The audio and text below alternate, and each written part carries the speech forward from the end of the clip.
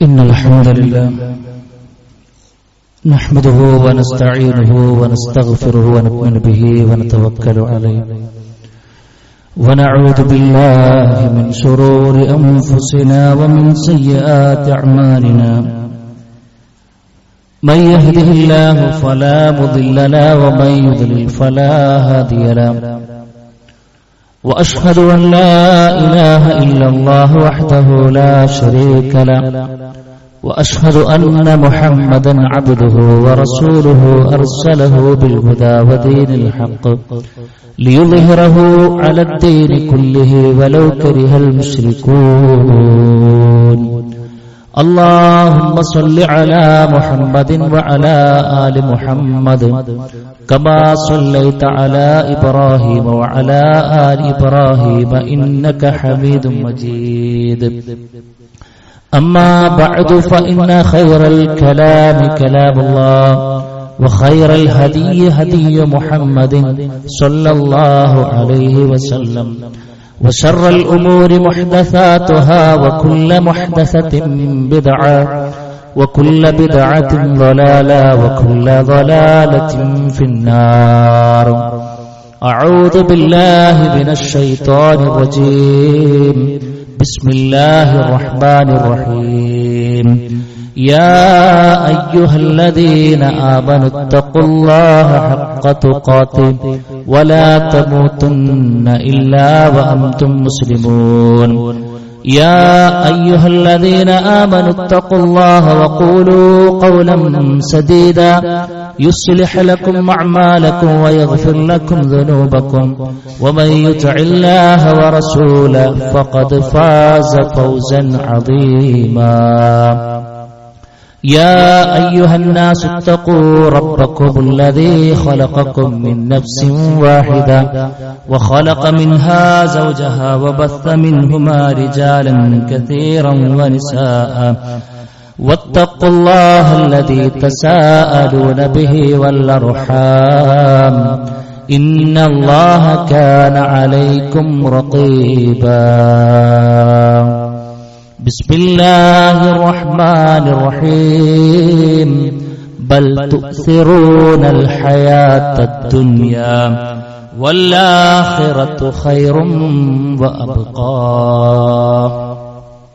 رب اشرح لي صدري ويسر لي أمري واحلل عقدة من لساني يفقهوا قولي സ്നേഹാദരണീയരായ സത്യവിശ്വാസികളെ വിശ്വാസിനികളെ സർവ്വലോക രക്ഷിതാവായ റഹ്മാനായ റബ്ബിന്റെ ആജ്ഞകളും നിർദ്ദേശങ്ങളും യഥോചിതം പാലിച്ച് അല്ലാഹു സുബ്ഹാനഹു വ തആല ഇഷ്ടപ്പെട്ട അടിയാന്മാരായിക്കൊണ്ട് ജീവിക്കുവാനുള്ള പരിശ്രമവും പ്രാർത്ഥനയും നമ്മുടെ ഭാഗത്തുണ്ടാകണമെന്ന് പറയുന്ന എന്നോടും കേൾക്കുന്ന ഓരോരുത്തരോടും അർഹിക്കുന്ന ഗൗരവത്തിൽ സൂചിപ്പിക്കുകയാണ്. റഹ്മാനായ റബ്ബ് തഖ്വയിൽ അധിഷ്ഠിതമായി ജീവിതം മുന്നോട്ട് കൊണ്ടുപോകുവാനും ഈമാൻ കിട്ടി മരിക്കുവാനും സ്വർഗത്തിൽ ആദ്യാവസരത്തിൽ തന്നെ പ്രവേശനാനുമതി ലഭിക്കപ്പെടുന്ന യഥാർത്ഥ ഭാഗ്യവാന്മാരിൽ നമ്മെല്ലാവരെയും ഉൾപ്പെടുത്തി അനുഗ്രഹിക്കുമാറാകട്ടെ.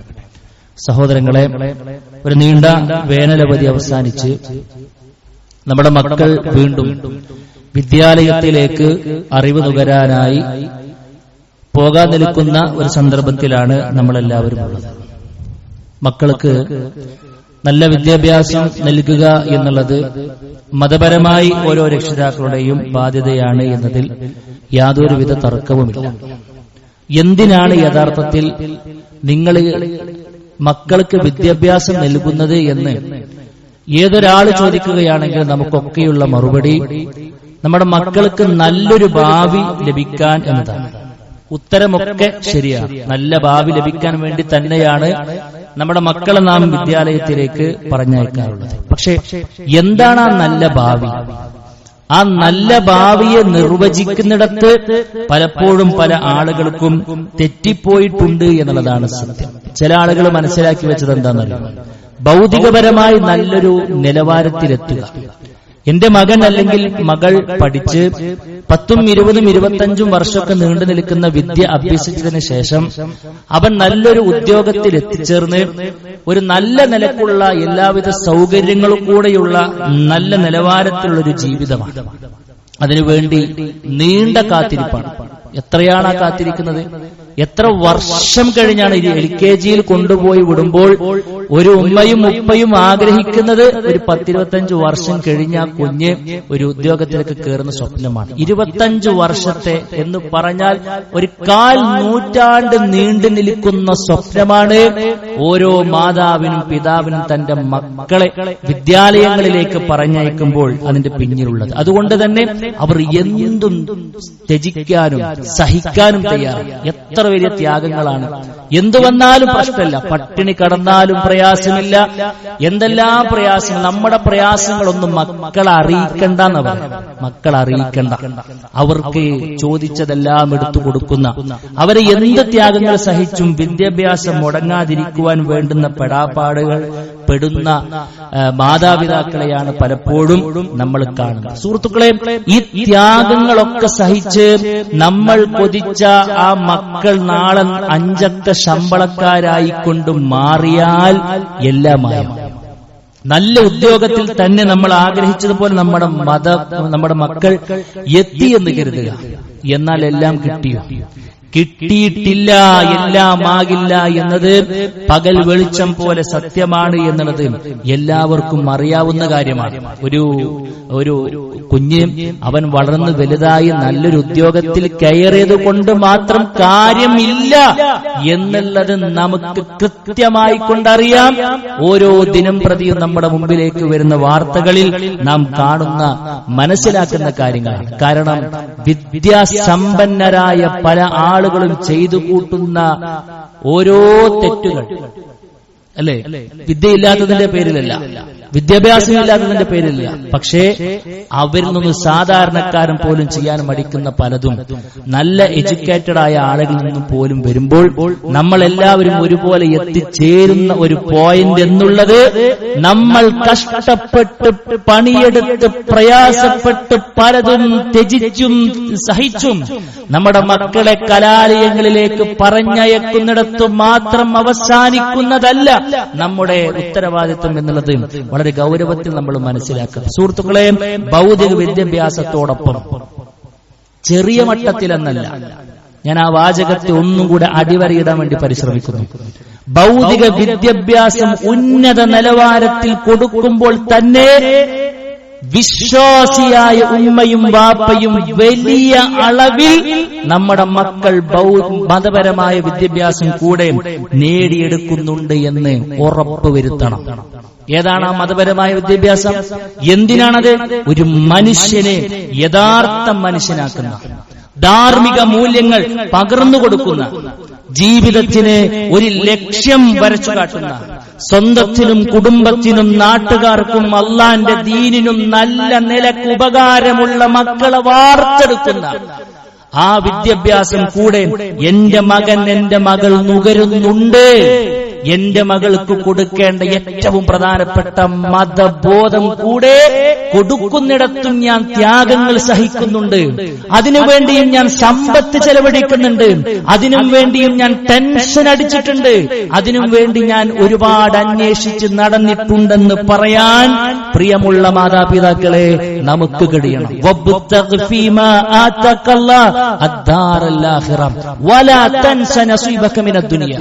അല്ലാഹ് പറഞ്ഞു, ഭൗതികപരമായി കൊണ്ട് നിങ്ങൾക്ക് അല്ലാഹ് കണക്കാക്കി ഓഹരികൾ മറക്കേണ്ടതില്ല. ഭൗതികപരമായ നിലവാരത്തിൽ വിശ്വാസി തന്നെയാണ് ഉന്നതമായ നിലവാരത്തിൽ ജീവിക്കേണ്ടത്. ഭൗതികപരമായ ഇടങ്ങളിൽ ഒരു വിശ്വാസിയാണ് ഉന്നതമായ തസ്കിതയിലെത്തേണ്ടത്. പക്ഷെ അത് പറയുന്നതിന് തൊട്ട് മുൻപ് അല്ലാഹ് പറഞ്ഞത്, അല്ലാഹു സുബ്ഹാനഹു വ തആല പറഞ്ഞു, പരലോകത്തെയാണ് അല്ലാഹു സുബ്ഹാനഹു വ തആല മുന്തിച്ചത്. പരലോകം മറന്നിട്ടുള്ളൊരു ദുനിയാവ് അത് വേണ്ടതില്ല.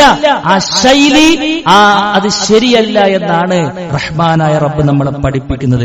അതുകൊണ്ട് പ്രിയപ്പെട്ടവരെ, ഒരല്പം ശ്രദ്ധ നമുക്ക് വേണം. മറ്റേത് മാതാപിതാക്കൾക്കും ഇല്ലാത്ത ഒരു അഡ്വാൻസ്ഡ് ആയ ഒരു തിങ്കിങ് നമുക്ക് വേണം. കുറച്ചും കൂടി മുൻകൂട്ടി അറിയാൻ ഒരു വിശ്വാസിക്ക് കഴിയേണ്ടതുണ്ട്. മറ്റു ആളുകൾ ഒരു സ്ഥാപനം തെരഞ്ഞെടുക്കുന്ന പോലെയല്ല ഒരു മതബോധമുള്ള ഒരു ഉമ്മയും വാപ്പയും മക്കളെ എവിടെ പറഞ്ഞയക്കണമെന്ന് തീരുമാനിക്കുന്നത്. ഏറ്റവും കൂടുതൽ ഒരുപാട് കാര്യം ശ്രദ്ധിക്കേണ്ടത്, അതിൽ ഏറ്റവും പ്രധാനപ്പെട്ടത് എന്താണെന്നറിയോ? ഒരു സ്ഥാപനം തെരഞ്ഞെടുക്കുമ്പോൾ നമ്മൾ ശ്രദ്ധിക്കേണ്ട കാര്യം, സ്ഥാപനം തെരഞ്ഞെടുക്കുമ്പോൾ ശ്രദ്ധിക്കേണ്ട കാര്യം. അവിടെ ഭയങ്കര വിദ്യാഭ്യാസ, അവിടെ പോയൊരൊന്നും എഞ്ചിനീയർ ആകാതെ വന്നിട്ടില്ല, നല്ല ശമ്പളക്കാരനാകാതെ വന്നിട്ടില്ല നമ്മൾ പറയാ. പക്ഷെ എന്റെ കുട്ടി അവിടെ പോയി പഠിച്ചിറങ്ങുമ്പോൾ എന്റെ കുഞ്ഞിനെ മതപരമായ മതചിട്ട പാലിക്കുവാൻ ഉതകുന്ന രൂപത്തിലൊരു സാഹചര്യം, അന്തരീക്ഷം അവിടെയുണ്ടോ എന്ന് എത്ര ആളുകൾ ചിന്തിക്കാറുണ്ട്.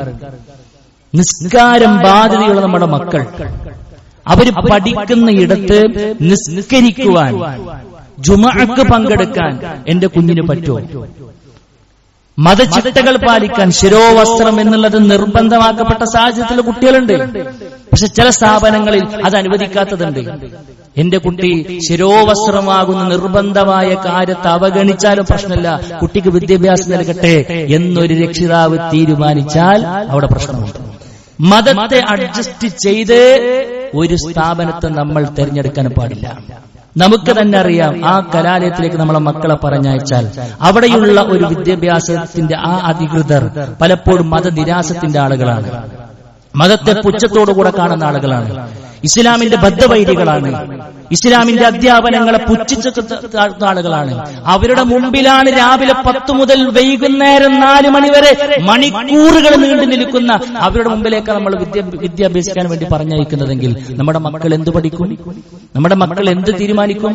അവിടെ നമ്മൾ വളരെ ഗൗരവത്തിൽ ശ്രദ്ധിക്കണം എന്നുള്ളതാണ് സൂചിപ്പിക്കുവാനുള്ളത്. അതുകൊണ്ട് പ്രിയപ്പെട്ടവരെ, ഒരു വിദ്യാഭ്യാസ സ്ഥാപനം തെരഞ്ഞെടുക്കുമ്പോഴാണ് ഒരു വിശ്വാസിയായ ഉമ്മയും വാപ്പയും രക്ഷിതാവും വളരെ ഗൗരവത്തിൽ ശ്രദ്ധിക്കേണ്ടത്.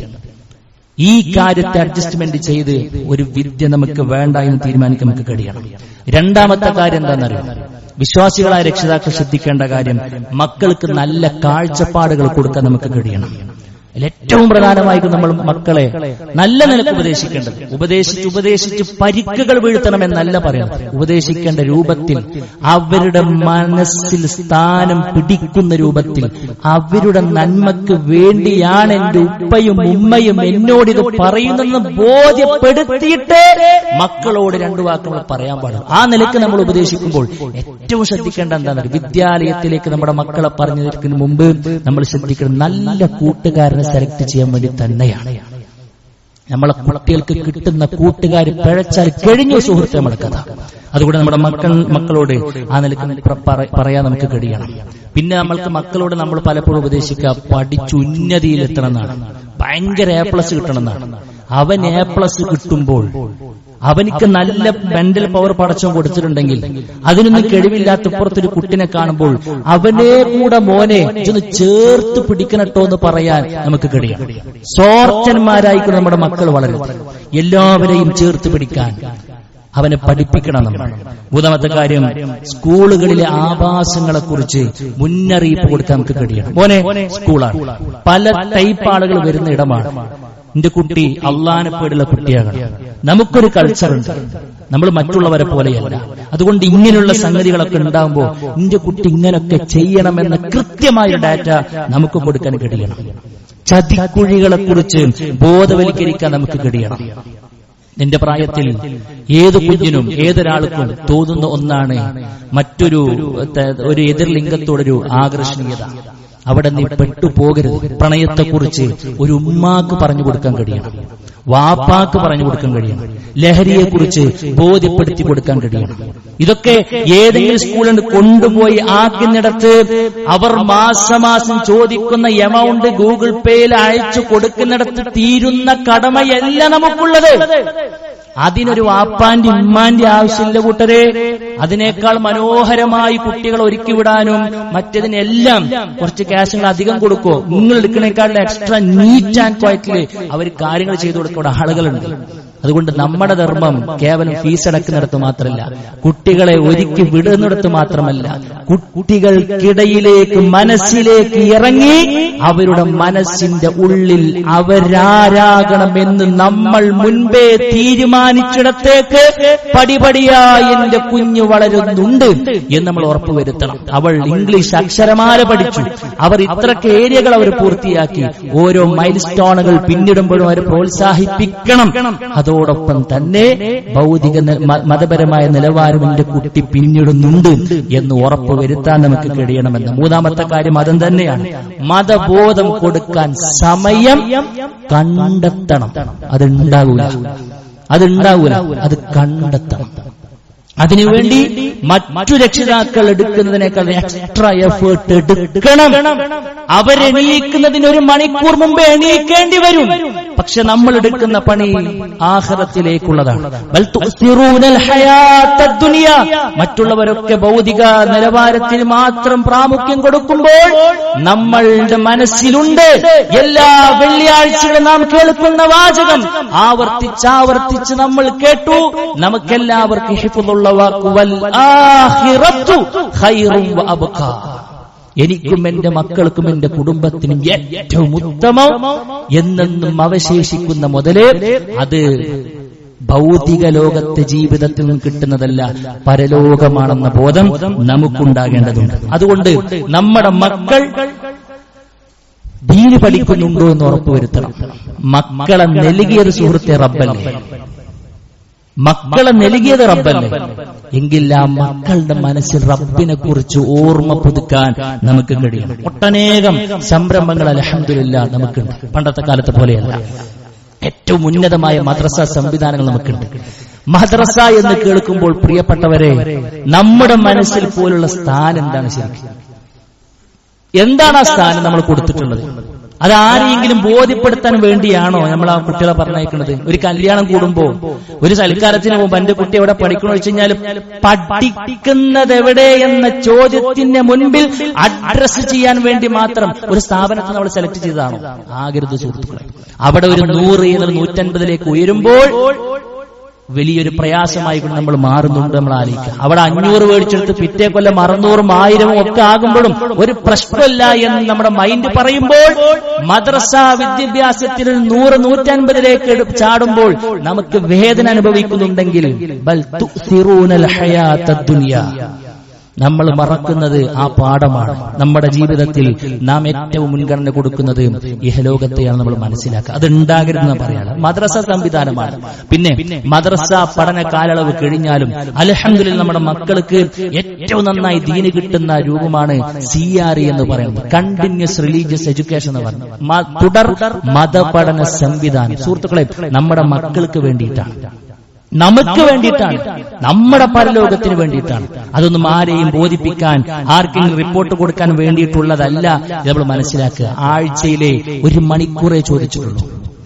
ആഴ്ചയിൽ 1 മണിക്കൂറേ ചോദിച്ചിട്ടുള്ളൂ. പോയി വാതിൽ മുട്ടിയിട്ട് ഇങ്ങനെ സംരംഭം നിങ്ങളെ കുട്ടികളെ വിടുമെന്ന് ചോദിച്ചപ്പോ ചില രക്ഷിതാക്കളൊക്കെ പറഞ്ഞ വാക്കെന്താണെന്നറിയോ? അന്നിന്റെ കുട്ടിക്ക് ട്യൂഷൻ എന്ന് പറയാം. അന്നും എന്റെ കുട്ടിക്ക് ട്യൂഷൻ ഉണ്ട്, അന്നും എന്റെ കുട്ടിക്ക് ട്യൂഷൻ ഉണ്ട്. എത്ര നന്ദികേടാന്ന് ആലോചിച്ചു. ട്യൂഷൻ ഇവിടെ എന്താണെന്നാണ് അർത്ഥം? അല്ല, ഈ സ്പേസ് നമ്മൾ കണ്ടില്ലെങ്കിൽ പിന്നെ ആരാ കാണാൻ? നമ്മൾ കണ്ടില്ലെങ്കിൽ പിന്നെ ആരാ കാണാൻ? കുട്ടികൾ വരണ്ടേ സുഹൃത്തെ, അവിടെ പോയി ഇരിക്കണ്ടേ, അള്ളാഹിനെ കുറിച്ചുള്ള ബോധം ഉണ്ടാകണ്ടേ? ഇതിൽ നിന്നെല്ലാം വിട്ടകന്ന് നാം കേവലം ഭൗതികന്മാരായിക്കൊണ്ട് ജീവിക്കുമ്പോ റഹ്മാനായ റബ്ബ് പറഞ്ഞു വെച്ച വാചകത്തെ മനസ്സിൽ കൊണ്ട് നടന്നു പോമൻ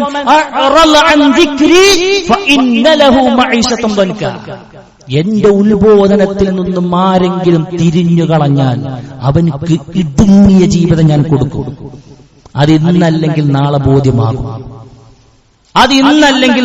ബോധ്യമാകും. കുറച്ചു കാലം കഴിഞ്ഞിട്ട് എന്റെ കുട്ടി ലഹരിക്കടിമയാണ്, എന്റെ കുട്ടി പ്രണയ കുരുക്കിൽ പെട്ടുപോയി, എന്റെ കുട്ടിക്ക് ദീനിനെ കുറിച്ചുള്ള ഇപ്പോൾ പുച്ഛമാണ്, അവൻ ദീനിൽ തന്നെ ഔട്ടാകാൻ നിൽക്കുകയാണ് എന്ന് മനസ്സിലാക്കി, എത്രയോ വർഷങ്ങൾക്ക് ശേഷം മനസ്സിലാക്കി നെഞ്ചത്തടിച്ച് കരഞ്ഞു വന്നൊരു കൗൺസിലറെ കിട്ടോ എന്ന് ചോദിക്കേണ്ട ഒരു ഗതികേട് വിശ്വാസികളെ നമുക്കുണ്ടാകാൻ പാടില്ല. നമ്മൾ കൊടുക്കാത്തതിന്റെ പേരിൽ ഉണ്ടാകാൻ പാടില്ല. കൊടുത്തിട്ട് ഒരു പക്ഷെ പരീക്ഷാർത്ഥം വന്നേക്കാം, അതിനെക്കുറിച്ചല്ല പറയുന്നത്. ഒരു പ്ലാനുമില്ലാതെ, മതപരമായ ബോധം നൽകുന്നിടത്ത് ഒരു വീണ്ടും വിചാരവുമില്ലാതെ കേവലം ഭൗതികന്മാരായിക്കൊണ്ട് ജീവിച്ച് അതിന്റെ എല്ലാം സൈഡ് എഫക്റ്റുകളും പരീക്ഷണങ്ങളും ഒന്നിനുമേൽ ഒന്നൊന്നായിക്കൊണ്ട് കടന്നു വരുമ്പോൾ മാത്രം തുറക്കേണ്ട മിടിയാകരുത് വിശ്വാസിയുടേത്. വിശ്വാസി ഒരല്പം അഡ്വാൻസ്ഡ് ആയിക്കൊണ്ട് ചിന്തിക്കാൻ നമുക്ക് കഴിയേണ്ടതുണ്ട്. അതുകൊണ്ട് പ്രത്യേകം ശ്രദ്ധിക്കുക. അല്ലാഹു സുബ്ഹാനഹു വ തആല പരീക്ഷിക്കുന്നതിന് മുൻപേ നമ്മൾ പ്ലാനിങ് കൃത്യമായി കൊണ്ട് അല്ലാഹ് കൊടുക്കണം പറഞ്ഞ ഇടത്തേക്ക് കൊടുക്കാൻ നമുക്ക് കഴിയണം. സുഹൃത്തുക്കളെ, നമ്മളൊക്കെ ഒരുപോലെ പേടിക്കുന്ന ഏറ്റവും വലിയ വെല്ലുവിളിയായിക്കൊണ്ട് മാറിയിരിക്കുന്ന ഒന്നാണ് ലഹരിയുടെ വ്യാപനം എന്ന് പറയുന്നത്. മക്കളെ വിദ്യാലയത്തിലേക്ക് പറഞ്ഞയക്കുന്നു എന്ന് പറയുമ്പോഴേക്കും നിങ്ങളൊക്കെ മനസ്സിൽ വരുന്ന സംഗതി അതാണ്. ഏത് ചെറിയ കുട്ടിയെ പോലും വരുതിയിൽ വീഴ്ത്താൻ വിദ്യാഭ്യാസ സ്ഥാപനങ്ങൾ കേന്ദ്രീകരിച്ച് ഒട്ടനേകം മാഫിയകൾ നടന്നുകൊണ്ടിരിക്കുന്നു എന്നുള്ളത് വളരെ ഗൗരവത്തിൽ നാം ചിന്തിക്കണം. ഞെട്ടിപ്പിക്കുന്ന കണക്കുകളാണ് പുറത്തു വരുന്നത്. NCPയുടെ 2022 പുറത്തുവിട്ട കണക്ക് പോലും ഭീതിജനകമാണ്. 10 കോടിയോളം ആളുകളാണ് ഇന്ത്യയിൽ ലഹരി ഉപയോഗിക്കുന്നത്. അതിൽ 13% 22 വയസ്സിന് താഴെയുള്ള മക്കളാണ് ഉപയോക്താക്കൾ. ഓൺലൈനിൽ നമ്മൾ ആമസോണിൽ നിന്നും ഫ്ലിപ്കാർട്ടിൽ നിന്നൊക്കെ ഓരോ സംഗതികളും പർച്ചേസ് ചെയ്യുന്നു. ആരും കാണാത്ത രൂപത്തിൽ സാധനം കെട്ടി നമ്മളെ അഡ്രസ്സിൽ തന്നുവിടൂലേ എന്നതുപോലെ ലഹരി വിഭവങ്ങൾ സെലക്ട് ചെയ്യാനും അത് വിപണന തന്ത്രങ്ങൾ പിന്നെ നിലവിലുണ്ട്. സാധാ രൂപത്തിൽ സാധനം വരുന്ന പോലെ നമുക്ക് തോന്നുക. അടുത്ത് ചിലപ്പോൾ ഫോണുണ്ടാവും, പക്ഷെ ഉപയോഗിക്കുന്നത് വേറെ എന്തെങ്കിലും ആവും. എല്ലാവരും അങ്ങനെയെന്നല്ല പറയണത്. അവിടേക്ക് എത്തി കാര്യങ്ങൾ. പെൺകുട്ടികൾ പോലും പിന്നിലല്ല എന്നാ പറഞ്ഞത്. പെൺകുട്ടികൾ പോലും പിന്നിലല്ല.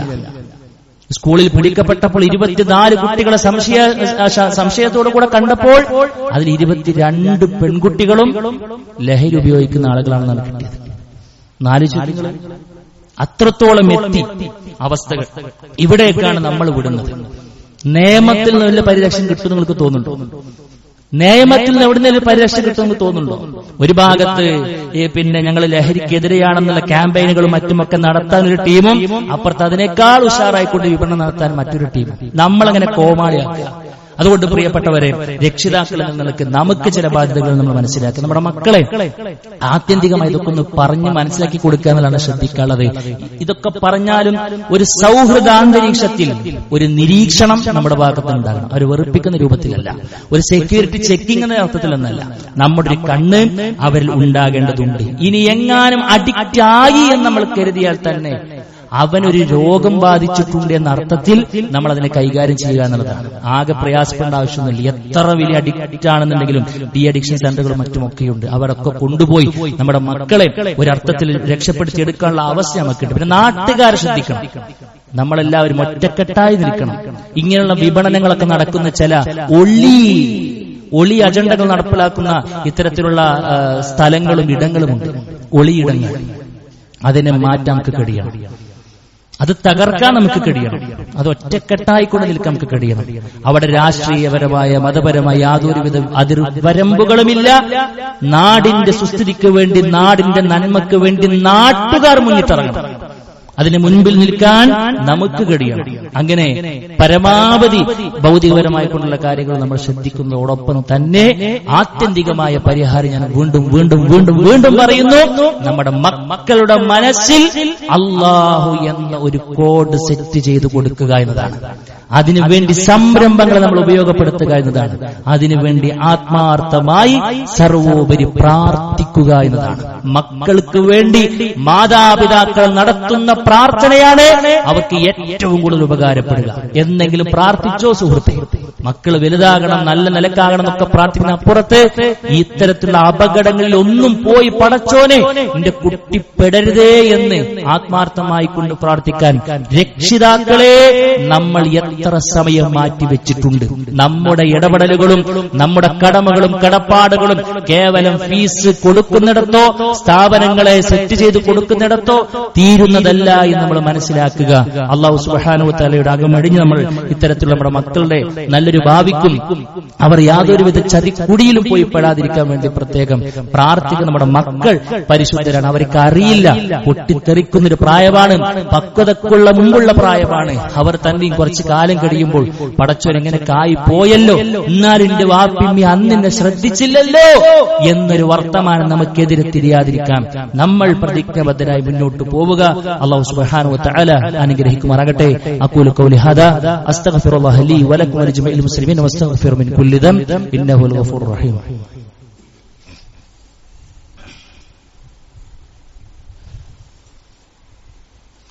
അൽഹംദുലില്ലാഹി വഹദ വസ്സലാത്തു വസ്സലാമു അലാ മൻ ലാ നബിയ്യ ബഅദ.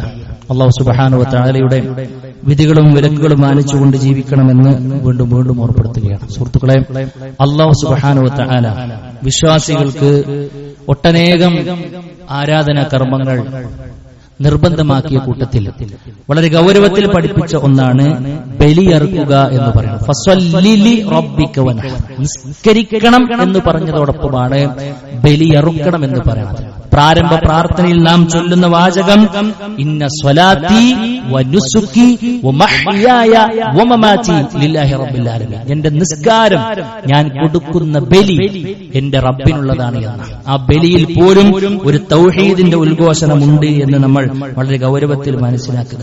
സുഹൃത്തുക്കളെ, വലിയ ഒരു പ്രധാനപ്പെട്ട ഒരു ആരാധന കർമ്മം തന്നെയാണ്.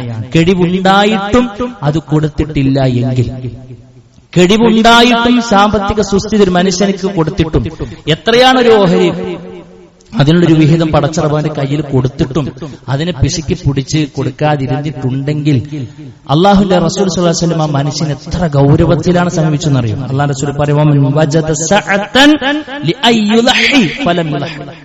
ഒരു മനുഷ്യനിക്ക് ഉളിഹത്ത് അറക്കാനുള്ള എല്ലാവിധ അവസ്ഥയുണ്ടായിട്ടും ആ മനുഷ്യൻ അറത്തിട്ടില്ല എങ്കിൽ ഫല യഹ്ദുർ മുസല്ലാന, പെരുന്നാളിന് വേണ്ടി സജ്ജീകരിക്കപ്പെട്ട മുസല്ലയിലേക്ക് വരാനുള്ള അർഹത പോലും അവർക്കില്ല എന്നാണ് അള്ളാഹുവിന്റെ റസൂൽ പറഞ്ഞത്. ഏത് മുസല്ല എന്നറിയുങ്ങള്?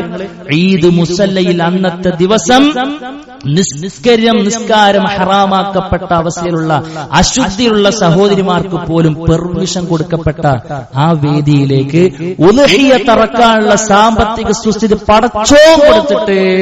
പടച്ചോൻ കൊടുത്തിട്ട് അതിനു വേണ്ട മനസ്സ് കാണിക്കാൻ ഒരുക്കമല്ലാത്തവർ വരേണ്ടതില്ല എന്ന് പറഞ്ഞു. വരാൻ പാടില്ല എന്നല്ല, ആ വെറുപ്പ് അള്ളാഹുവിന്റെ റസൂൽ സ്വല്ലല്ലാഹു അലൈഹി വസല്ലം അവിടെ കാണിക്കുക എത്ര ഗൗരവത്തിൽ പഠിപ്പിച്ച കാര്യമാണ് എന്നാണ് നമ്മൾ മനസ്സിലാക്കേണ്ടത്. നിർബന്ധമാണ് എന്ന് പോലും പണ്ഡിതന്മാർ പറഞ്ഞു. ഭൂരിഭാഗം പേരും ശക്തമായ സുന്നത്ത് മുഅക്കദ എന്ന വിധിയാണ് നൽകിയിട്ടുള്ളതെങ്കിലും സൂക്ഷ്മതക്ക് നല്ലത് അത് കൊടുക്കണമെന്ന അർത്ഥത്തിൽ വാജിബായിക്കും നമ്മൾ കാണണമെന്ന് തന്നെയാണ് പണ്ഡിതന്മാർ എത്രത്തോളം ചർച്ച ചെയ്യുന്ന വെച്ച് കഴിഞ്ഞാല്, നമ്മൾ ഈ സമയത്ത് ഒരു ടൈറ്റ് ആണെങ്കിൽ ഒരു കടം വാങ്ങിയിട്ട് അതിലേർപ്പെട്ട് പിന്നീട് അത് പെട്ടെന്ന് തന്നെ കൊടുക്കാനുള്ള അവസ്ഥ നമുക്ക് ഉണ്ടെങ്കിൽ, കടം വാങ്ങിയിട്ട് ആ ഒരു എമൗണ്ട് എത്രയാണോ ആ ഒരു എമൗണ്ട് നമ്മൾ കടം വാങ്ങിയിട്ട് നമുക്കത് തിരിമറി ചെയ്യാൻ പെട്ടെന്ന് തന്നെ കഴിയുമെങ്കിൽ അവൻ കടം വരെ വാങ്ങിക്കോട്ടെ എന്നാണ് പറഞ്ഞത്. കടം അപകടമായി പരിചയപ്പെടുത്തുന്ന ഇസ്ലാം കടം വാങ്ങിയിട്ടാണെങ്കിലും പെട്ടെന്ന് കൊടുക്കാൻ കഴിയുമോ നിങ്ങൾ വാങ്ങിക്കോളിയും എന്ന് പണ്ഡിതന്മാർ ലൈസൻസ് നൽകിയ ഒന്നാണ് ഉദ്ഹിയ്യത്ത് എന്ന് നമ്മൾ മനസ്സിലാക്കുക. എന്തിനൊക്കെയാണ് അറുക്കേണ്ടത് നമുക്ക് എല്ലാവർക്കും അറിയാവുന്ന കാര്യമാണ്. ബഹീമത്തിൽ അൻആം, ആടും മാടും ഒട്ടകവുമാണ്. ഗുരുവിന്റെ നിബന്ധനകളെ കുറിച്ച് അള്ളാഹുവിന്റെ റസൂൽ സ്വല്ലല്ലാഹു അലൈഹി വസല്ലം പഠിപ്പിച്ചൊരു ആരാധനയായതുകൊണ്ട് തന്നെ എന്തിനെങ്കിലും പിടിച്ചർക്കാൻ പറ്റും, ഏതെങ്കിലും രൂപത്തിലായാൽ പറ്റും? അല്ല, അത് പഠിപ്പിച്ചു തന്ന അള്ളാന്റെ റസൂല് അതിന്റെ A to Z കാര്യങ്ങൾ നമ്മളെ പഠിപ്പിച്ചു. ഒന്ന് പറഞ്ഞത് എന്താണെന്നറിയോ? ലാ തദ്ബഹു ഇല്ലാ മുസിന്ന, പ്രായമായതിനെയല്ല നിങ്ങൾ ഉളിഹ്യത്തിന് വേണ്ടി അറക്കാൻ പാടില്ല എന്നാണ്. അപ്പൊ ഏതാണ് പ്രായം? ആടാണ് എങ്കിൽ 1 വയസ്സ്, മാടാണെങ്കിൽ 2 വയസ്സ്, ഒട്ടകമാണെങ്കിൽ 5 വയസ്സ്. ഒട്ടകത്തിന്റെ കാര്യം ഇവിടെ ചർച്ചയില്ലാത്തത് കൊണ്ട് തന്നെ നാം വാങ്ങുന്ന ഉരുവിനെ പ്രായമായിട്ടുണ്ട് എന്ന് ഉറപ്പ് വരുത്താൻ നമുക്ക് കഴിയണം.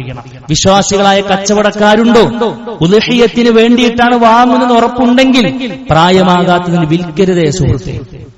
ചതിയാണ് കാണിക്കുന്നത്, വഞ്ചനയാണ് കാണിക്കുന്നത്. നമ്മുടെ കച്ചവടം പൊടി പിടിക്കാൻ വേണ്ടി ഇല്ല ചെറുതിനൊക്കെ കൊണ്ടുവന്ന് നല്ല തീറ്റ കൊടുത്തു ഉഷാറാക്കി കാഴ്ചയിൽ വലുതാക്കിയിട്ട് പ്രായം തികയാത്തതിനെയാണ് നാം നൽകുന്നതെങ്കിൽ പരലോക കോടതിയിൽ ഈ സമ്പാദ്യം നമുക്കെതിരെ തിരിയുമെന്ന് നമ്മൾ വളരെ ഗൗരവത്തിൽ മനസ്സിലാക്കുക. മൂന്നാമത്തെ കാര്യം എന്താണെന്നറിയോ? ന്യൂനതകൾ ഉണ്ടാകരുത് എന്നാണ്. ന്യൂനതകൾ ഉണ്ടാകരുത്. അല്ലാഹുവിന്റെ റസൂൽ സ്വല്ലല്ലാഹു അലൈഹി വസല്ലം പറഞ്ഞില്ല യജൂസു ളുഹായ അർബ, 4 കാര്യങ്ങൾ ഉദ്ഹിയ്യത്തിൽ ഉണ്ടാകാൻ പാടില്ല എന്നാണ്. അൽ അഉറാഉ അൽ ബയ്യിനു ഔറുഹാ, അഥവാ കാഴ്ച പോയത് ഉണ്ടാകാൻ പാടില്ല. കാഴ്ച പോയ ഒന്നിനെ ഉദ്ഹിയ്യത്തിന്റെ ഉരുവായി കൊണ്ട് സ്വീകരിക്കാൻ പാടില്ല. പിന്നെ പറഞ്ഞു വൽ അർജാഹു അൽ ബയ്യിനു അർജുഹാ, മുടന്തുള്ളതിനെ പറ്റില്ല. പിന്നെ പറഞ്ഞു വൽ മരീലത്തു അൽ ബയ്യിനു മർളുഹാ, രോഗം വ്യക്തമായ ഒന്നിന്, രോഗിയായ ഒരു ഉരുവിനെ അതിനെ എടുക്കാൻ പാടില്ല. ചിലപ്പോ പറയും കുറച്ചൊരു പ്രശ്നമുണ്ട്, മാർക്കറ്റ് റേറ്റിൽ നിന്ന് കുറച്ചൊക്കെ താഴ്ത്തി തരാം, നിങ്ങൾ കൊണ്ടുപോയിക്കോളി എന്ന് പറഞ്ഞാലും കൊണ്ടുവരാൻ പാടില്ല എന്നതാണ് അർത്ഥം. അവിടെ നമ്മൾ മാർക്കറ്റ് റേറ്റ് ലാഭമല്ല നോക്കേണ്ടത്, ഈ പറയപ്പെട്ട ക്വാളിറ്റികൾ, സവിശേഷതകൾ ഉണ്ട് എന്ന് നമ്മൾ വളരെ ഗൗരവത്തിൽ മനസ്സിലാക്കുക. പണ്ഡിതന്മാര് പറഞ്ഞു, ഈ പറയപ്പെട്ട ക്വാളിറ്റികളെല്ലാം കൂടുന്നതിനനുസരിച്ച് കൂലിയും കൂടുമെന്നാണ്. വില കൂടുന്നുണ്ടോ, കൂലി കൂടുന്നുണ്ട്. സൗന്ദര്യം കൂടുന്നുണ്ടോ, കൂലി കൂടുന്നുണ്ട്. ഈ പറയപ്പെട്ട ക്വാളിറ്റികൾ എത്രത്തോളം കൂടുന്നുണ്ടോ അതിനനുസരിച്ച് നമുക്ക് പ്രതിഫലവും വർദ്ധിക്കുന്നുണ്ട് എന്നുള്ളതാണ് നമ്മൾ മനസ്സിലാക്കേണ്ടത്. പിന്നെ അതിന്റെ ഒരു നടത്തിപ്പുമായി ബന്ധപ്പെട്ടുകൊണ്ട് പറഞ്ഞു, പങ്കു ചേർന്ന് നമുക്ക് അറക്കാൻ പറ്റുമെന്നതാണ്. ആടിനെയാണ് നാം സെലക്ട് ചെയ്യുന്നതെങ്കിൽ ഒരാൾക്കേ പറ്റൂ. മാടാണ് എങ്കിൽ 7 ആളുകൾക്ക് വരെ പങ്കുചേരാം. 7 ആൾക്ക്, 8ാമതൊരാൾക്ക് പങ്കുചേരാൻ പറ്റൂല. ഇനി പങ്കുചേരുമ്പോൾ തന്നെ പ്രതിഫലത്തിൽ നമ്മുടെ കുടുംബക്കാരെയും പങ്കാളിയാക്കാം. അപ്പൊ ഞാനാണൊരു വിഹിതം പിന്നെ ഷെയർ എടുക്കുന്നതെങ്കിൽ ആ പ്രതിഫലം എന്റെ ഉമ്മക്കും അതേപോലെ തന്നെ വാപ്പക്കും മക്കൾക്കൊക്കെ അതിന്റെ പ്രതിഫലം കിട്ടണേ പടച്ചോനെ എന്ന് നമുക്ക് എന്താക്കാം, പ്രതിഫലത്തിൽ അവരെയും പങ്കാളികളാക്കാം. അള്ളാഹുവിന്റെ റസൂൽ സ്വല്ലല്ലാഹു അലൈഹി വസല്ലമ ആ നിലക്ക് ചെയ്തിരുന്നു, നമുക്ക് കാണാൻ കഴിയും. അതിന് അനുമതി കൊടുത്തിരുന്നു. കാന റജുലു ഫി അഹദിൻ നബി യുലഹി ബിശ്ശാത്തി അൻഹു വഅൻ അഹ്ലി ബൈതിഹി. പ്രവാചകന്റെ കാലഘട്ടത്തിൽ ഒരു സുഹൃത്ത് തനിക്കും തന്റെ കുടുംബത്തിനും വേണ്ടി ആടിനെ അറത്തിരുന്നു എന്നൊക്കെ നമുക്ക് കാണാൻ കഴിയും. എന്നാൽ പിന്നെ അള്ളാഹുവിന്റെ റസൂൽ സ്വല്ലല്ലാഹു അലൈഹി വസല്ലം പറഞ്ഞത് നല്ല രീതിയായിക്കൊണ്ടുള്ളത്.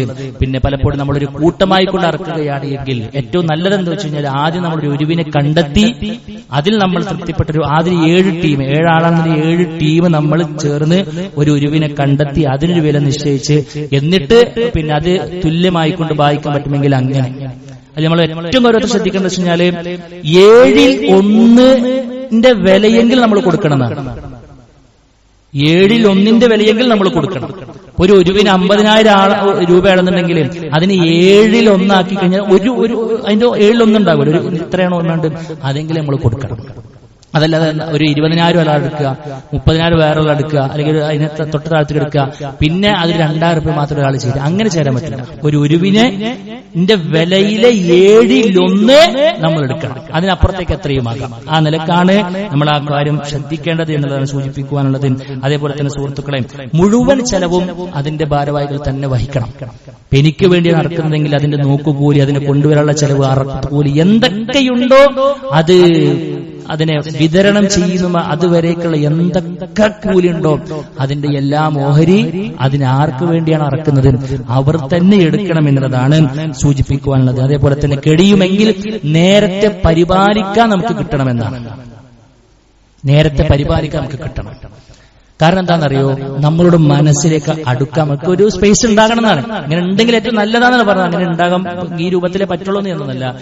കാരണം ഇത് ഈ ആരുടെ സ്മരണക്ക് ഏത് ചരിത്രത്തായവർക്കാണ് നമ്മൾ ഈ സംഗതി ചെയ്യുന്നത്. മഹാനായ ഖലീലുല്ലാഹി ഇബ്രാഹിം നബി അലൈഹി സ്വലാത്തു വസ്സലാം തന്റെ മകൻ ഇസ്മായിൽ അലൈഹി സ്വലാത്തു വസ്സലാമിയെ അറുക്കാൻ കൊണ്ടുപോയ ആ ഒരു ചരിത്രം, ആ ഒരു സ്മരണ നമ്മൾ അറുക്കുകയാണ്.